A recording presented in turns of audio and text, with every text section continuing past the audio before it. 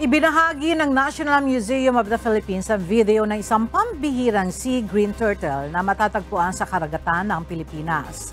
Sa video, makikita ang kamangha-manghang imahe ng dambuhalang pawikan na kulay berde na lumalangoy kasama ang iba pang marine species. Ang sea turtles ay isang uri ng ancient reptiles na naninirahan sa karagatan sa loob ng higit 100 million years. Gayunman, nanganganib na ito maubos sa ngayon dahil sa iligal na pangingisda, polusyon at iba pang human activities.